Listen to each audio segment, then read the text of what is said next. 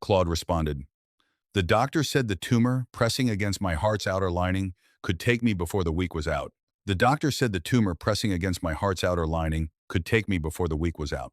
My son knelt beside the recliner where they'd let me rest between scans, took my hand, and squeezed it the way you squeeze a stress ball. Finally, he murmured, so quiet he thought the oxygen mask blurred my hearing. The ranch is mine in a week. My daughter-in-law, standing by the window with her phone already out, didn't even look up. I already told the agent we'd list it by the 15th. I didn't move. I didn't blink.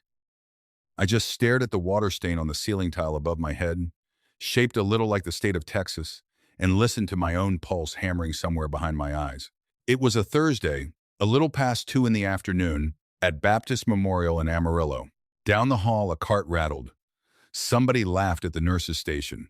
For a few seconds, the whole world sounded ordinary, and mine had just cracked straight down the middle. A few minutes earlier, Dr. Renata Cho had stood at the foot of the bed with a folder pressed to her chest, like she didn't trust herself to hold it any looser. The imaging shows fluid buildup around the heart, she'd said, and something else we're concerned about near the lining. We won't know the full picture until we get a biopsy and run the labs. My son Bradley hadn't asked whether it could be treated. He'd asked, are we talking days here or longer? Doctor.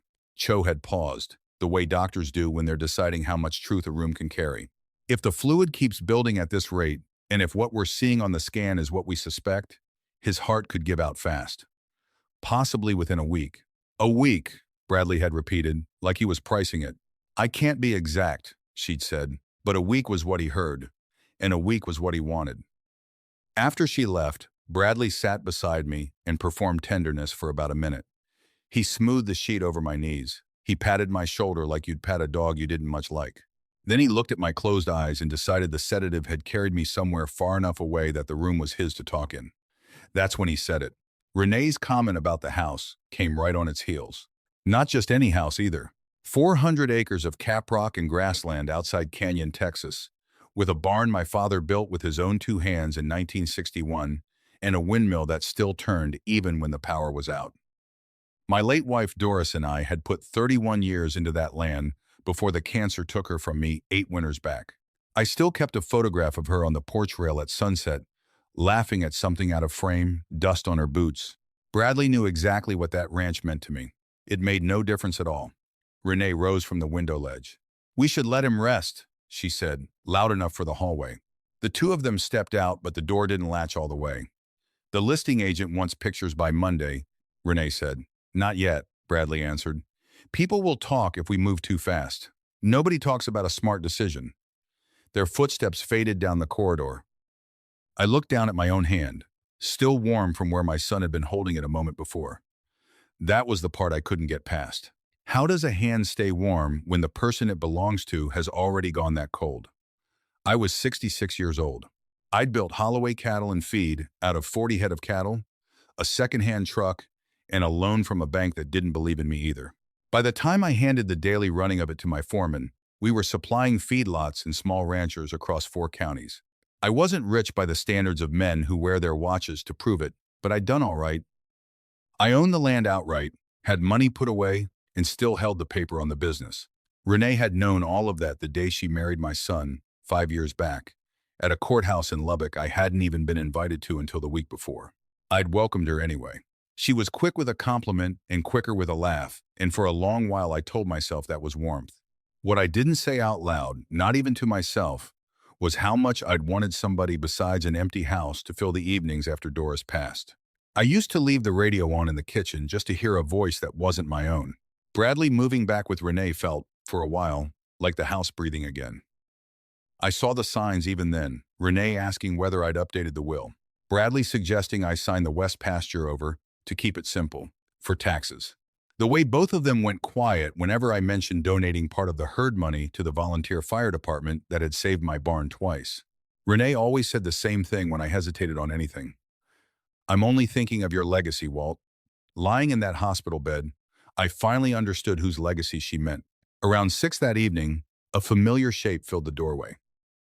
Ruth Delgado had on her canvas work coat and the same scuffed boots she'd worn to my place for 11 years, ever since she started as my foreman's hired hand and worked her way up to running half the operation herself. She carried 2 coffees from the gas station on Route 60 and her old ball cap folded under one arm. "You look like 10 miles of bad road," she said. I almost laughed. "You always know just what to say." Ruth had been beside me through drought years, through Doris's funeral, through the worst calving season of my life, when she slept 2 nights in my truck outside the vet clinic because she didn't think I should be alone with the news. Calling her my ranch hand never sat right with me, not for a long time now. She took one look at my face and set the coffee down. "What happened?" "Shut the door first." She did. I told her what the doctor had said. Then I told her what Bradley and Renee had said. Ruth sat in the chair beside my bed, turning her cap over and over in her hands, and stayed quiet a long stretch. Finally, she said, "She's already decided you're gone." "Maybe I've been gone longer than I knew." She looked toward the hallway. "What exactly did the doctor say?" "Not what your boy heard." "What did she say?" I repeated it as careful as I could. "A fluid buildup, something suspicious near the lining. A biopsy still to come." "No confirmed diagnosis yet." Ruth leaned forward. "My uncle had fluid around his heart after a bad flu, scared the whole family half to death. Turned out to be pericarditis, not cancer, not anything that couldn't be treated." "You think that's what this is?" "I think you don't hand your whole life to somebody before the doctors finish their job." Renee had already told the charge nurse she wanted to talk about comfort. Care, Ruth told me, called anything more unnecessary suffering for an old man. Ruth's jaw went tight when she said it. "That decision's yours, Walt, nobody else's." For the first time since Dr. Cho had walked into that room, I felt something besides grief moving in my chest. Not hope exactly, more like a door I'd thought was bricked shut, cracking an inch. I reached over and gripped Ruth's wrist. "Help me," I said, "and you'll never punch a clock again in your life." She looked almost insulted. "I'll help because you're my friend. We can argue about money once you're breathing easy again." Then she pulled out her phone. "I know a cardiologist in Dallas who treated my uncle. I'll call tonight." She walked toward the window for better signal, and I watched the second hand crawl around the clock on the wall. A week.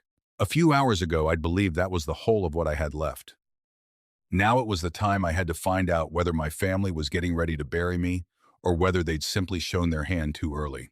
Ruth made the call from the corner of the room while I kept one eye on the hall, waiting for Bradley to walk back in and catch me looking less like a dying man.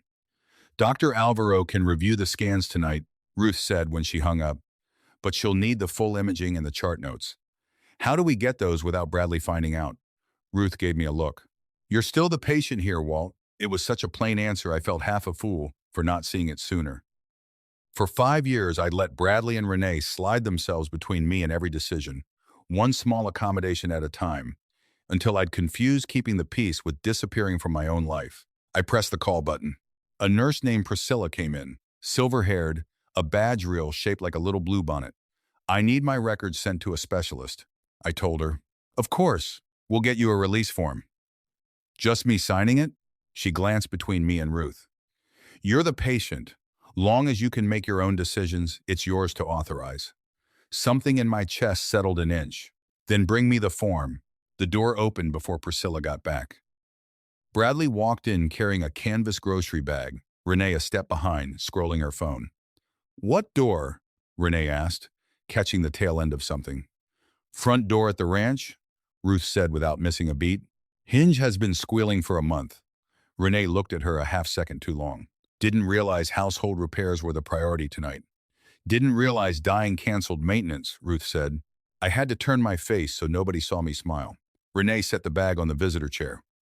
"Well, thank you for stopping by, Ruth. He needs his rest." "I'll decide when I need rest," I said. Renee looked at me like a lamp had spoken. Then her face softened right back into its practiced shape. "Of course, honey. I only want to protect you." Bradley finally glanced up from his phone. "Mom talked to somebody about bringing you home." "A hospice coordinator?" I asked. "Just somebody who can explain the options," Renee said, moving closer to the bed. "You heard the doctor. We don't want your last days full of needles and tubes. My last days." She said it soft, like wrapping a hard thing in cotton made it kinder. "I haven't had the biopsy yet." Her mouth thinned. The doctor seemed pretty clear. She seemed concerned. "That's different."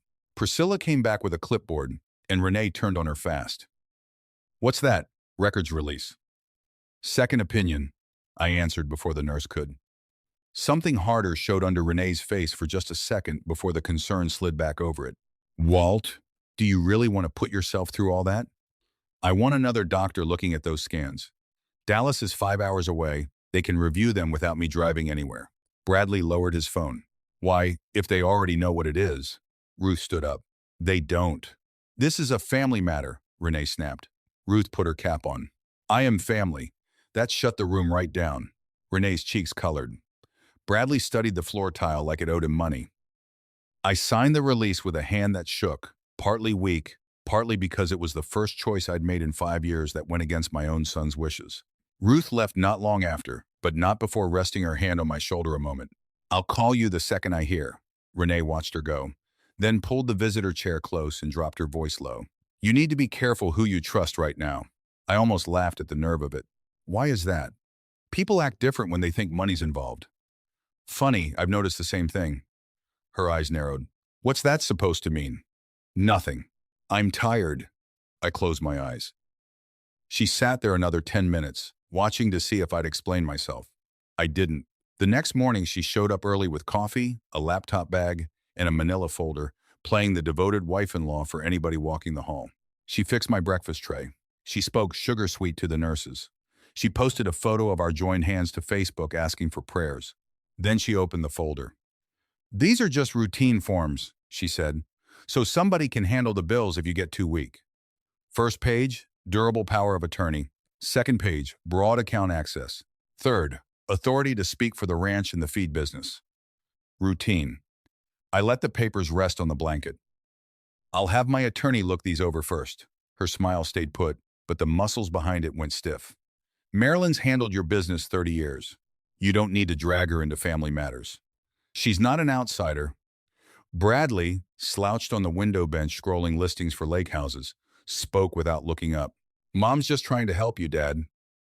"Then she won't mind Marilyn reading them first." When Renee went down for lunch, I had Priscilla call the hospital's patient advocate to document that I wanted control of my own medical decisions. Then I called Marilyn Whitfield from the bathroom with the tap running so Bradley wouldn't hear through the wall.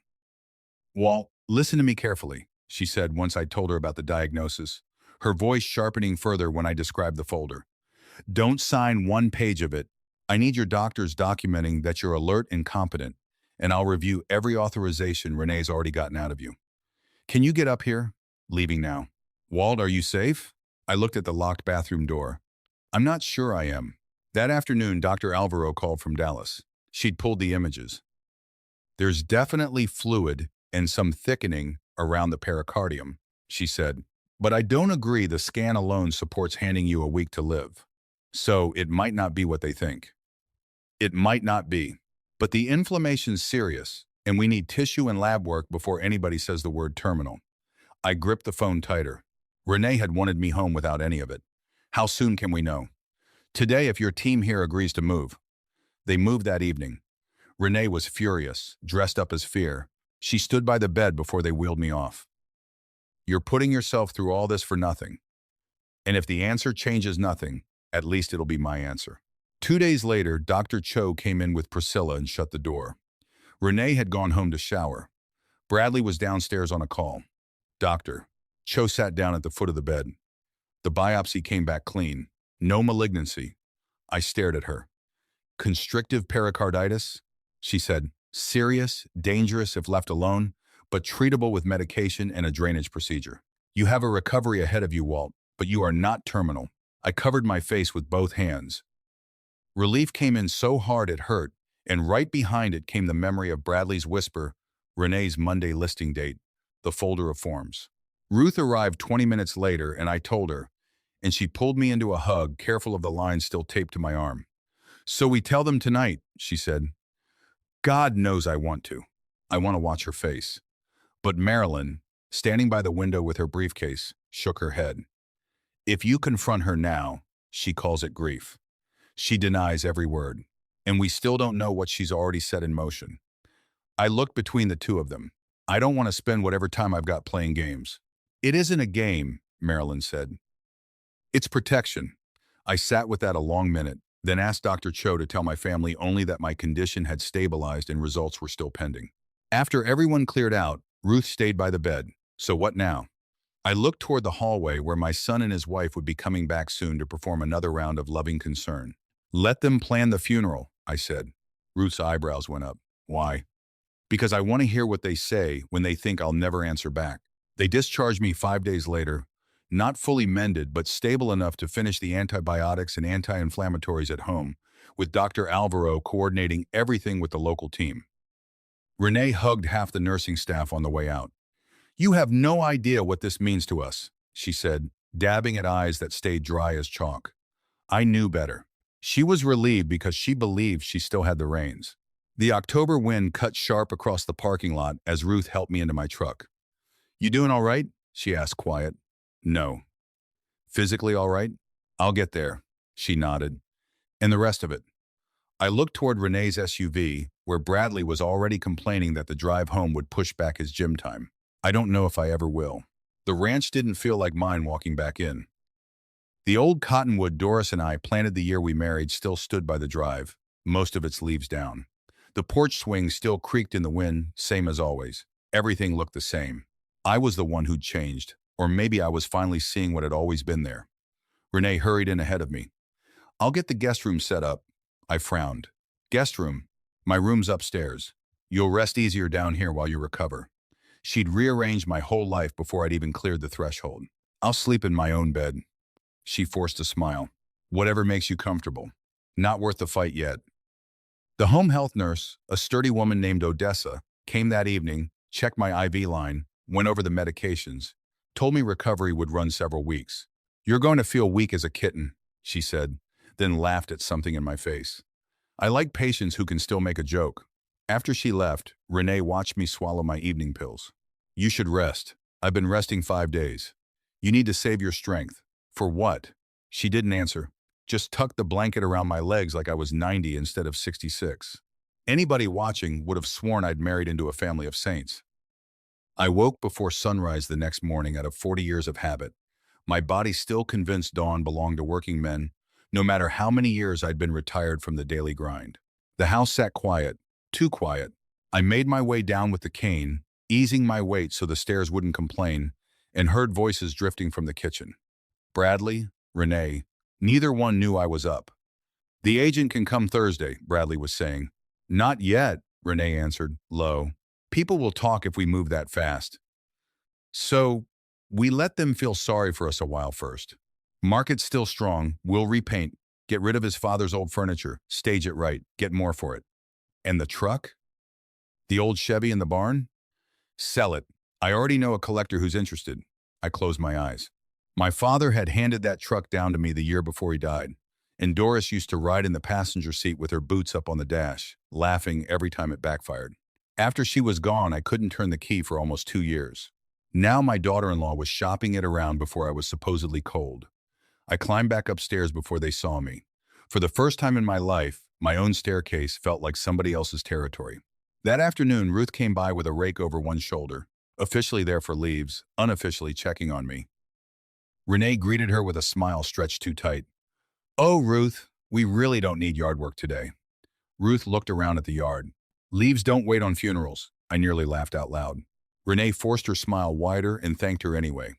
Ruth spent an hour outside, then knocked on my door. Mind if I check the drainage out back? Renee answered before I could. Go ahead. She had no idea we'd used that excuse 100 times over the years whenever we needed to talk without an audience. I stepped slow onto the back porch 5 minutes later, and Ruth kept her eyes on a drain pipe while she talked. Marilyn's been busy. How busy? She's found 3 separate calls Renee's made. One to your bank, asking what happens to account access after a spouse passes. One to the feed business insurer, asking who'd take over authorization if something happened to you. One to your accountant, asking for a valuation on the whole operation. I gripped my cane. She moved fast. She planned ahead. Ruth finally looked at me. But she hasn't gotten a thing. Not yet. No? Because Marilyn's closed every door before it opened. I let a slow breath out, the first real relief I'd felt since walking back through my own front door. Marilyn came by that evening carrying a grocery sack, so it looked social.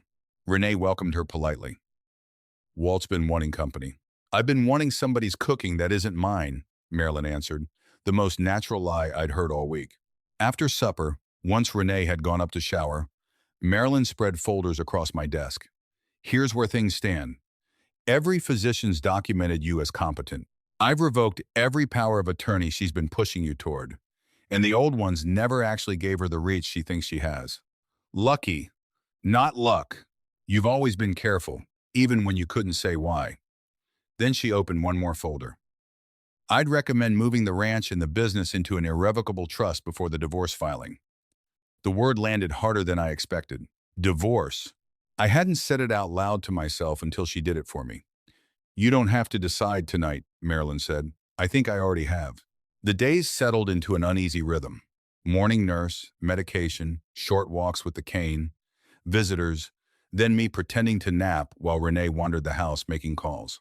I learned more in those fake naps than in 5 years of watching her across a dinner table. She wasn't cartoon villain cruel. She was practical about it, almost businesslike, and that made it worse somehow, the way she talked about my dying, the same tone you'd use pricing out a new roof. Necessary, inconvenient, manageable. One afternoon, Bradley had two buddies over, standing in the barn admiring the old Chevy. Your dad kept this thing running like new, one of them said. He babied it, Bradley told him. Lucky you, the friend said. I'm going to sell it and finally take Renee to Cabo, Bradley said, and laughed. You think that's what he'd want? The friend asked. He won't care, Bradley said. Won't care.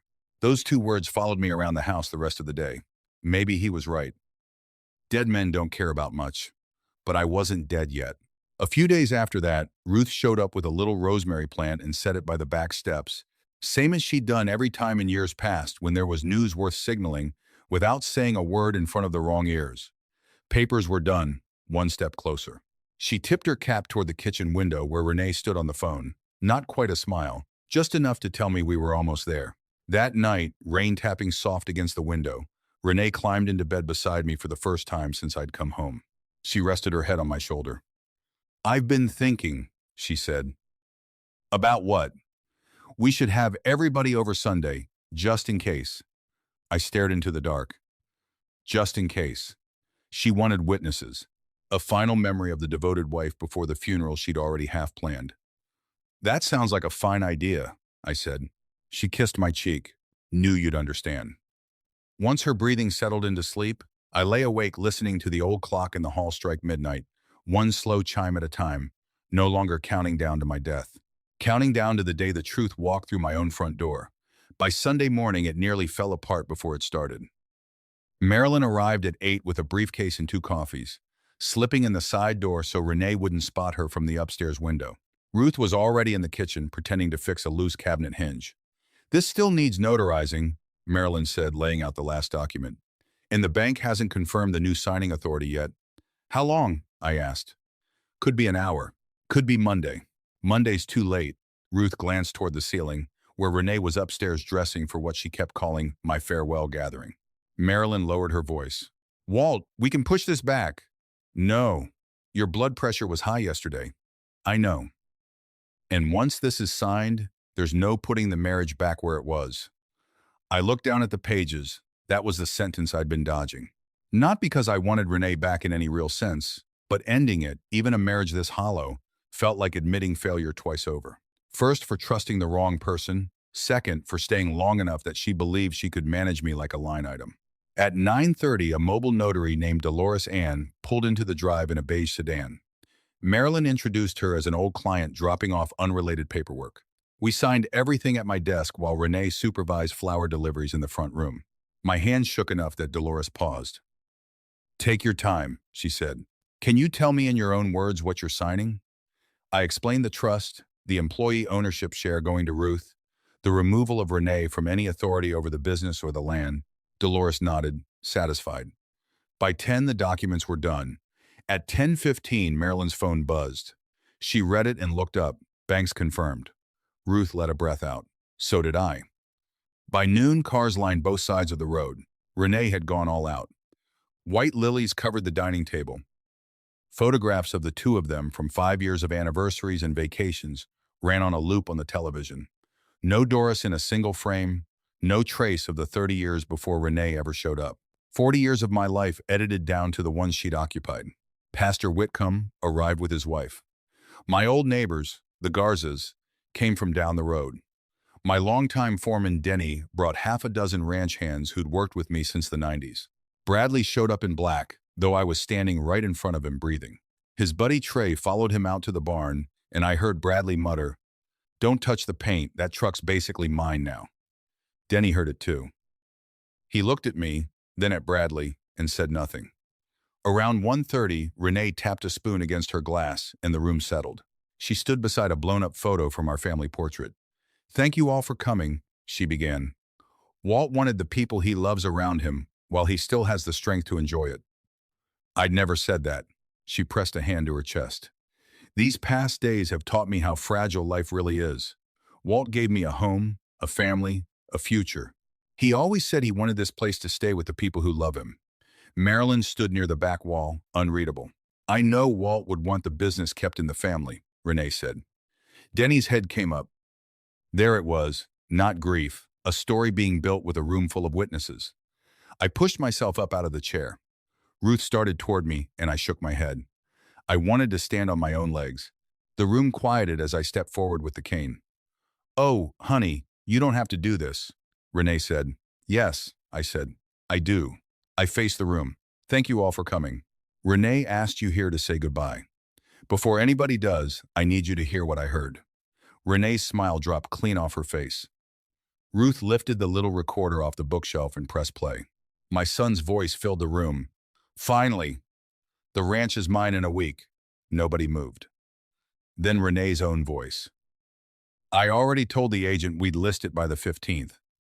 A second clip followed, the two of them discussing the old Chevy, the funeral budget, how little they meant to spend on it.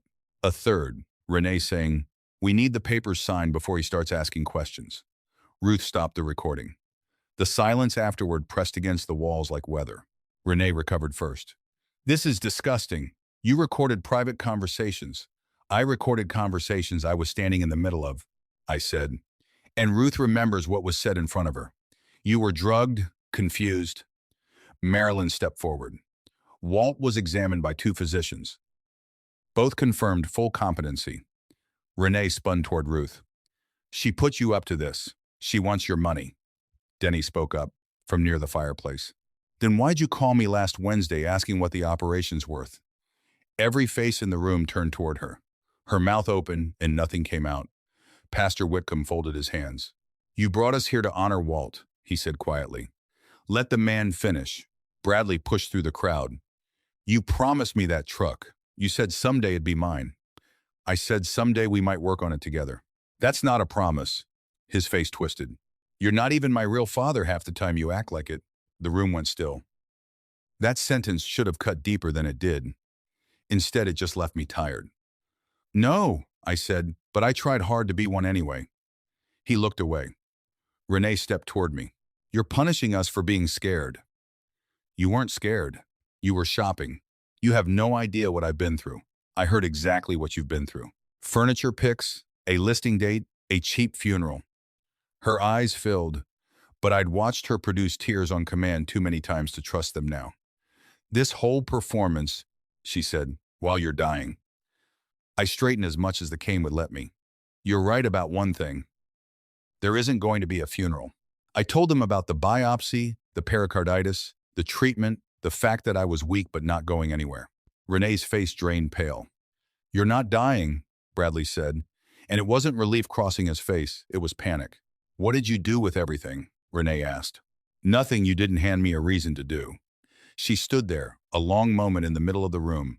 One hand braced on a chair back like the floor had shifted under her. And for the first time since I'd known her, she had no rehearsed face left to wear. Just fear. "What did you do?" she asked again. I looked at Marilyn, who nodded once, and I told them. "Not every legal detail. Nobody drives out on a Sunday to hear a lecture on trust law, just the shape of it. The business isn't passing to either of you. Most of it's being sold to Ruth and Denny and the hands who built it up alongside me. Ruth's getting the ownership share she's earned for years." Ruth stared at the floor, hating every second of being praised out loud. The rest of what I've got is set beyond anyone's reach but the people it was meant to help. Bradley's arms crossed. And the truck? Going to auction. Proceeds fund a scholarship for young ranch hands who can't afford ag school, in Doris's name. His jaw worked, but nothing came out. A few people looked away to hide a smile. Renee stepped closer. What about the house? You'll get whatever the prenup and the law say you're owed, no less. I paused. And no more. That was the moment it landed for her, that I hadn't left her with nothing, hadn't done anything a court could undo out of spite. I'd simply stopped rewarding her. There's a difference. She looked around the room like somebody might step up to defend her. Nobody did. That seemed to hurt worse than anything I'd said. She grabbed her purse. Bradley, we're leaving. He didn't move at first. What about my things? We're leaving.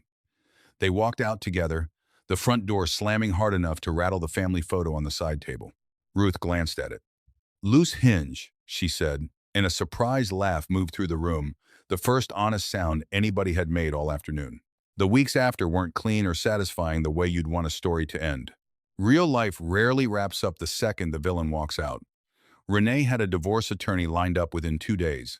She told mutual friends I'd gone paranoid after the hospital, that Ruth had manipulated a sick old man, demanded another capacity evaluation, questioned whether I'd understood a word I signed. So I sat through the interviews, answered the same questions over and over. What day is it? Who's the president? Can you explain what you own? Do you understand what divorce means? I wanted to say I understood the consequences of marriage a lot less than I understood the consequences of divorce, but I kept that to myself. My doctors backed me. The notary's notes backed me. Marilyn had documented every decision down to the hour. The recordings didn't prove a crime, but they made her devoted wife's story hard for anybody to swallow. Still, it wore on me. Some nights I sat at the kitchen table surrounded by legal envelopes, wondering if it'd be simpler to just give her what she wanted and buy some quiet. I could offer more. I told Marilyn on the phone one evening, buy myself some peace. No, she said. That wouldn't be peace, Walt. That'd be paying for her silence, and those are two different things.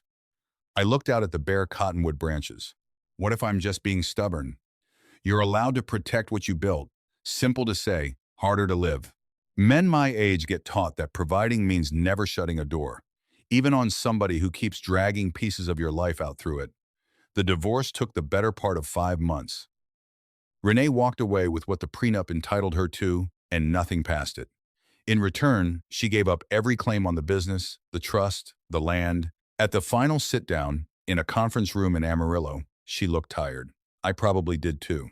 Before she signed, she asked, "Did you ever actually love me?" I thought about the early suppers, the mornings she made the coffee before I was even up, the years I tried hard to believe we were building something real together. I loved who I thought you were, I said. She looked down and signed. Bradley reached out about 2 months later, said Renee had pushed him harder than he should have let her, that things had gotten away from him. No real apology in it, just an explanation dressed up to look like one. I wrote back once, told him I'd raised him like my own since he was 9 years old and I married his mother, God rest her, and that none of that was undone by this. I told him he was 31 and responsible for his own choices now. I said the door wasn't locked forever, but there'd be no truck, no checks, no rewards for pretending we had something we didn't. He never wrote back. Maybe he will someday. Maybe he won't. Ruth officially moved up to full partner that spring, though she still shows up most mornings out of habit more than duty. At the first meeting under the new ownership setup, Denny stood up and announced the Ruth Delgado Service Award before she could stop him. She leaned over and muttered, "This is humiliating." "That's exactly why I approved it," I told her. "You're a terrible friend. Been called worse." The old Chevy sold at auction for more than I expected, and the money seeded a scholarship fund for young ranch hands chasing an ag degree they couldn't otherwise afford, carrying Doris's name on the paperwork, which mattered to me more than the number did. By spring, the inflammation was gone for good. I still tire faster than I used to. My knee complains when the weather turns, and some mornings my hands shake just enough that I set my coffee down twice before I trust it. Surviving something doesn't make you young again. It makes you careful. I put Doris's photographs back up around the house. I hired a hand for the heavier chores but kept my own name on every account. Once a month now, I sit in on the ag school's small business class, and talk to the students about starting from 40 head of cattle in a bank that didn't believe in you. One afternoon, Ruth and I stood at the fence line, watching a handful of students plant young cottonwoods along the drive. She nudged my shoulder. A week turned into a pretty full year.